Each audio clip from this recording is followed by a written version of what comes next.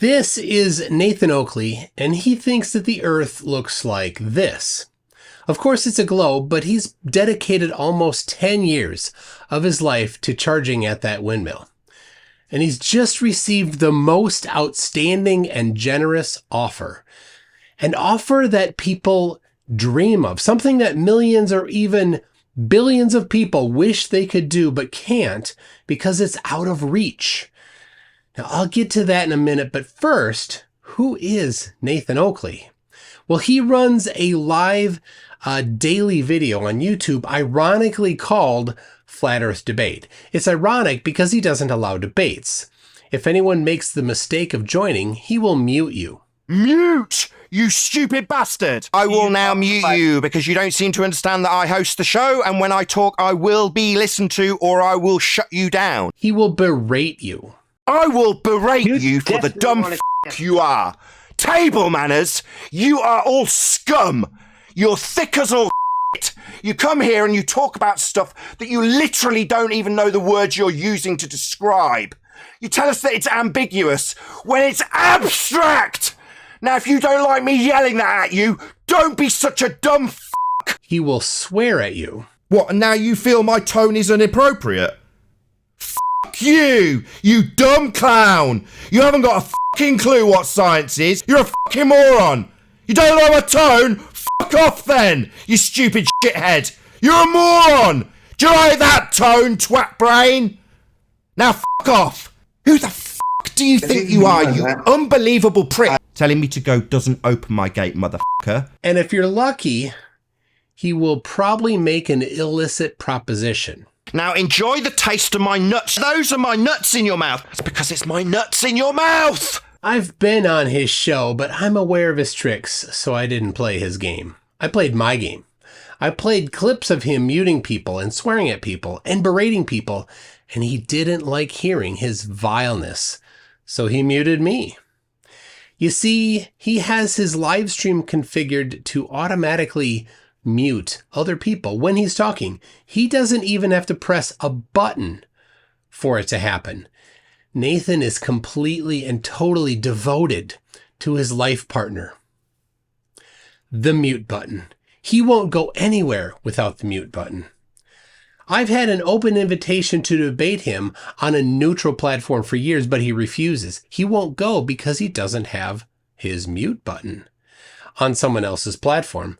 He says he has a public debate platform, so I should come on his show. Well, as it happens, I also have a public debate platform, so he should come on mine, right? Seems we're at an impasse. So I offered to go on a neutral platform. I'm not scared. He refuses. No mute button. Can you imagine being a child raised in that environment?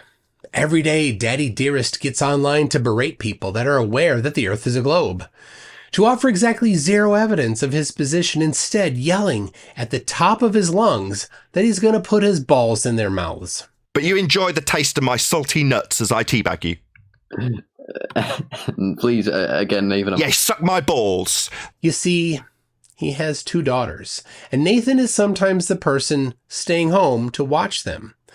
So his daughters get to hear him yell about putting his balls in people's mouths. They get to hear him swear at people while they are muted, all because he's super bad at geometry. They don't get to just hear him yell. They get to feel the effects firsthand. Here's a clip from a live stream where he was intentionally misunderstanding science to reject evidence that destroys his position, and he was so upset about it. When his daughter touched his iPad, he did this. So the ball is the thing that's moving, Grumpus. I missed that.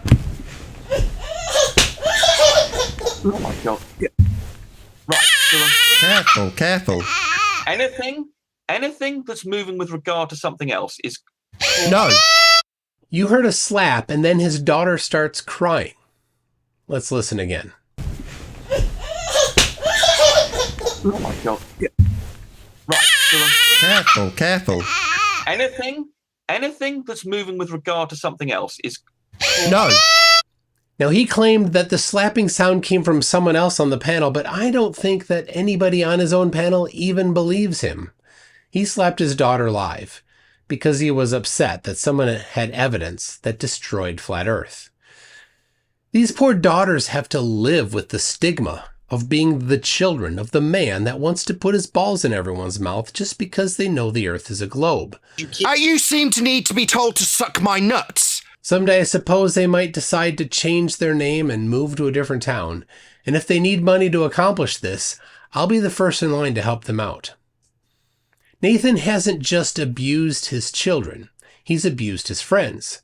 He has had a long-time panel member named Arwen, who got constant abuse from Nathan, but Arwen put up with it.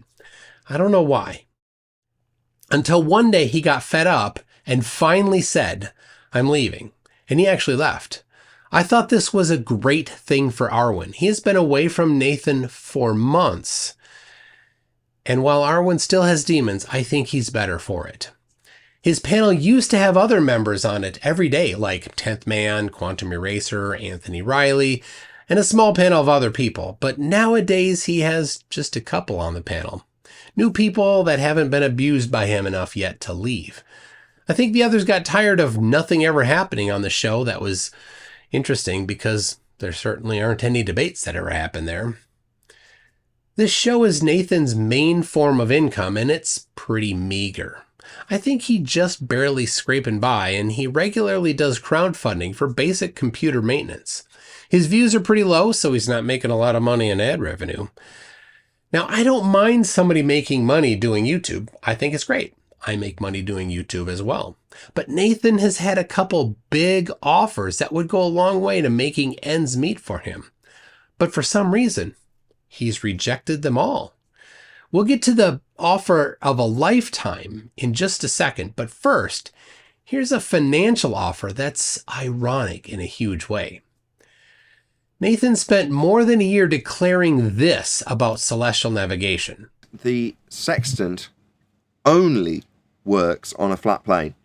Now, when you navigate around the flat plane, utilising the geometry of the flat plane, then you get around without any issue. As long as you assume that what you do when you measure it, that would be utilise its flatness, is actually the case.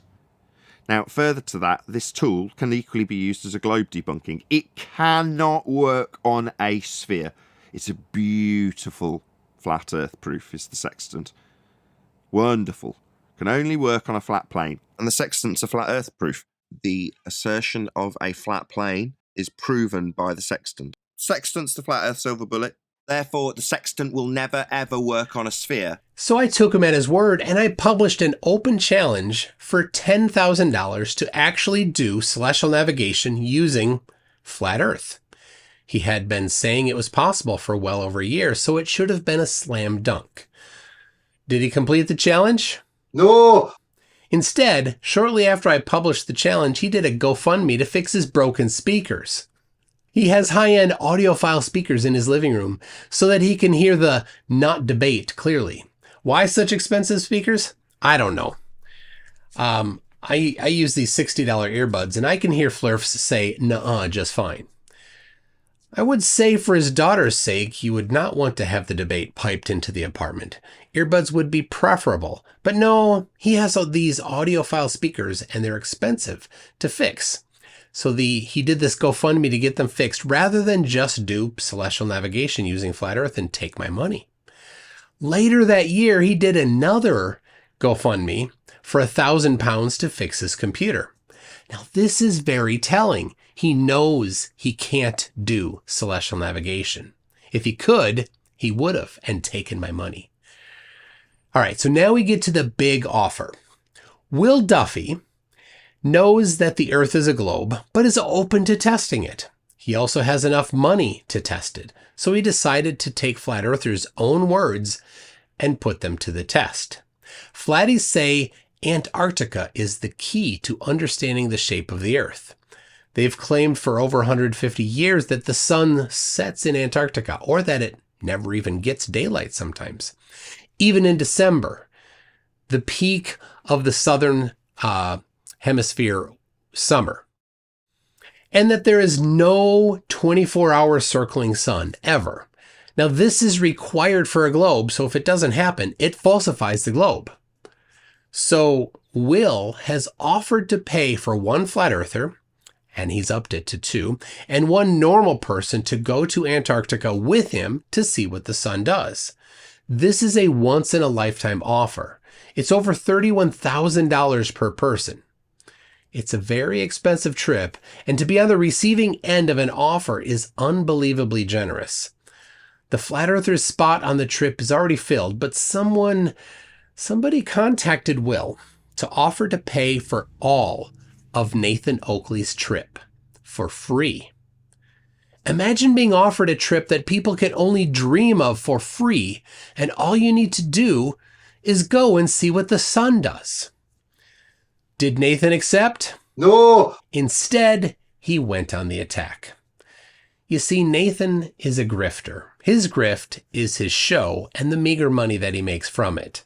And he knows that if he goes to Antarctica, he will see the 24-hour circling sun, and he will be held to account for this flat earth destroying evidence.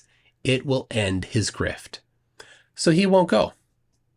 Think of this years from now. He can look back and think, I had a chance to go to Antarctica for free, but I didn't do it, so that I could keep going on with my meager, pathetic little fake debate channel that nobody ever debates on.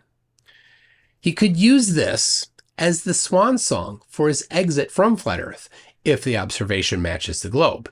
He could then be honest, wash his hands of it and say, hey, it's a globe, and then go get a job doing something meaningful.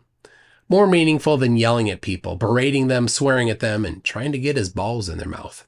You should be on your knees, suckling my testicles. But I think Nathan knows this is a problem, because if anybody Googles his name, they will find out that he's the guy that says this. Yeah, you can suck my balls. Enjoy the taste of my nuts. That's my balls in his mouth. So it very much matters. It's my balls in your mouth. That is my balls in your mouth. I stuck my balls in your mouth afterwards. Probably the best job Nathan could ever get would be the taste tester down at the urinal cake factory. But let's help him out. If you have other ideas for Nathan after his fake debate channel gets shut down, and put it in the comments. Whatever your ideas are, I'm sure he'll appreciate getting a list of options that he's actually qualified to do. Or imagine if the experiment matched Flat Earth. He thinks it will. Nathan would be at the forefront of the new scientific revolution, revealing the true nature of our planet with this undeniable evidence. He would be the most renowned scientist on the globe. I mean, the Flat Earth. He would be booked to give lectures at all the prestigious universities years in advance, and he would get that expensive Swedish prize. Now, Nathan hasn't said he won't go yet, but I know he won't. I'm so certain he won't that I put money on it. I'm hosting a bet on the website BetMoose, where you can place a bet using Bitcoin on whether or not he will go. I'll put a link in the description. I figured giving him a month to decide was enough. The offer was announced on August 21, 2024, so if by September 21 he has not accepted the offer, then I win the bet. Does anyone want to bet against me? Just drop over to that website and bet against me. Now, if he does accept, but then cancels later, I still win. But, Flatties, if he accepts the offer and actually goes to Antarctica, I lose. You win. You just need to put your money down. And I'm completely certain that I will win. So, Flatties, does your hero Nathan Oakley have the stones to go? No! He likes to talk about putting them in people's mouths, but does he actually have any?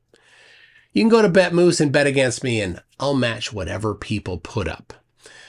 So Nathan, years from now, after your children have left and changed their names and they haven't spoken to you in years, you can reminisce. You can think about telling the grandchildren that you'll never meet about that one time that you had a chance to go see Antarctica for free and you didn't because you had to protect your grift. What an idiot! Oh, what a loser! Good.